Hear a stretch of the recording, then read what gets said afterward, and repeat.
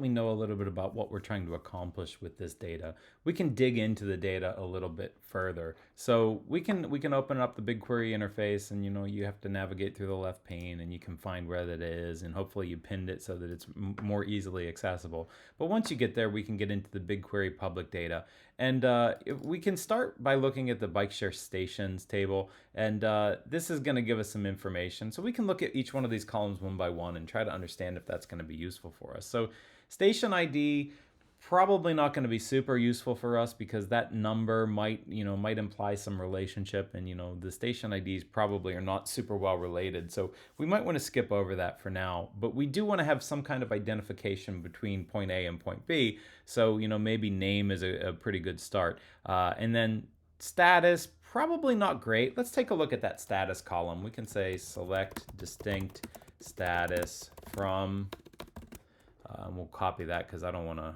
I definitely don't want to write it out every time. Let's see what that looks like. So closed or active.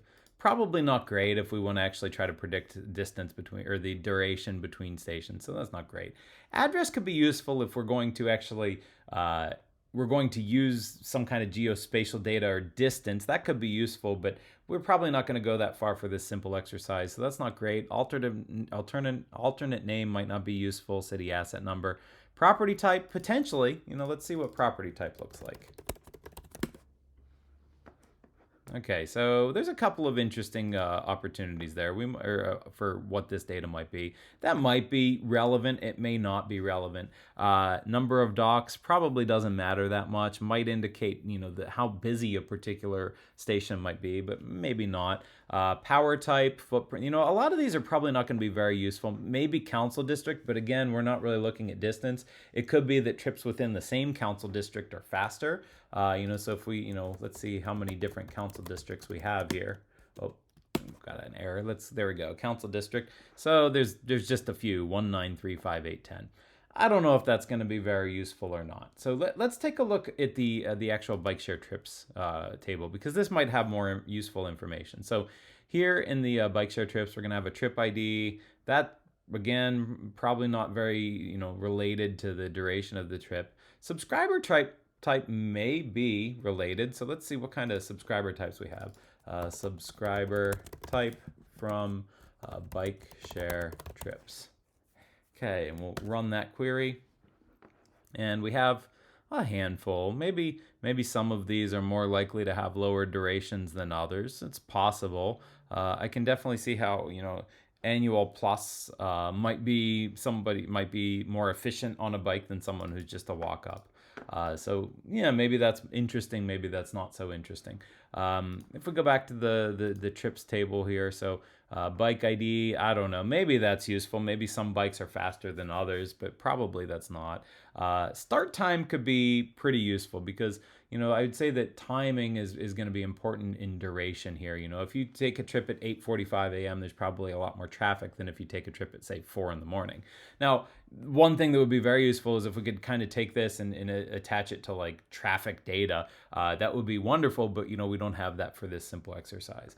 So we have a start station ID, a start station name, end station name. These might be useful, and then obviously duration minutes is what we're actually going to be trying to predict. So we're going to want to have that information available.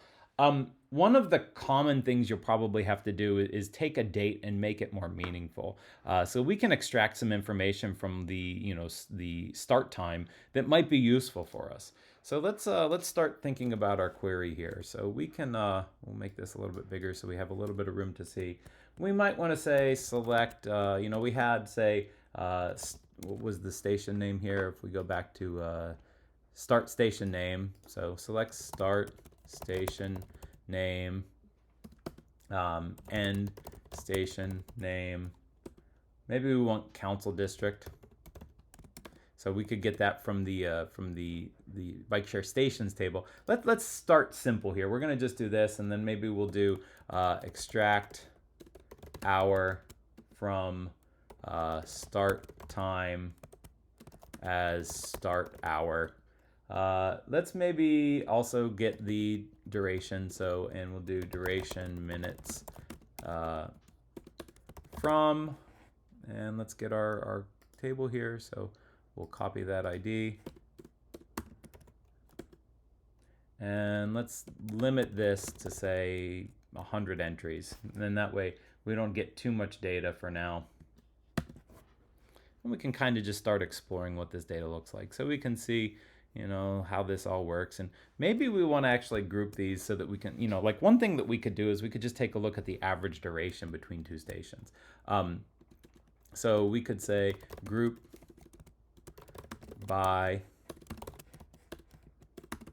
start station name, end station name, start hour, and we'll say average duration minutes as average minutes. Okay, and if we don't have any errors here, we should be able to see that, and that's going to run a little bit. I think I forgot to limit that one, but we can see, okay, we can start to see how this is going to break down. So you can kind of see that average number of minutes starting at particular times of the day. And we got a lot of different trips here. So we're going to, this is going to break us down, what the average duration is for each one of these. So that's all pretty interesting, but we're probably going to need more information to train an effective model. So one of the things we might want to do is, we might want to actually extract, like, what's the day of the week, for example. So extract day from start time as start day. And, we'll add a limit here so we're not getting too much information. And we'll also limit here start day. We'll group by start day. What did it not like? Average. We need a comma here. Okay, there we go. So that's running, and we're limiting to 100. So we should only see. So you can see here for the day of the month, and maybe that's less interesting than just getting the month. Maybe we actually don't want the day of the month, because that's going to have, the 30th might not be the best potential day that we could use. Maybe we want to know, instead of that, maybe we want to know day of week. And that might be more interesting and useful, because traffic is going to be similar on Saturdays than it is going to be on, the 27th of one month to the 27th of another month. So you can see here now we're getting a little bit more information on the start hour and the start day. So now we're starting to build up some useful data. The month is probably going to be interesting too. Mondays in January are probably going to be similar to each other, whereas Mondays in January, or a Monday in a January and a Monday in a June, might be pretty different. So let's say extract, we'll say month from start time as start month. And we'll make sure that we include this in our group by, because we have to group by all of these, or else we can't have we can't mix our aggregation functions and non-aggregation functions. So let's go ahead and run this and see what we get.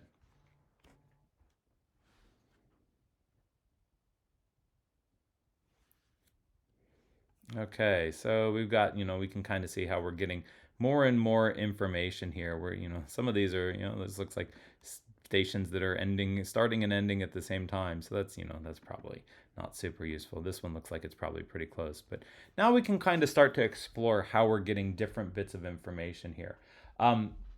One thing we might want to do is, we might want to create a view for this information, and that way we can kind of save this query so that it manifests as its own table. So let's remove that limit from the bottom, and let's remove average. We don't want to use average when we're, we don't want to use the average when we're predicting, because we actually want to calculate a prediction, and the average is going to kind of take away some of our data. So we're just going to make that duration minutes, and we'll remove all of our group bys.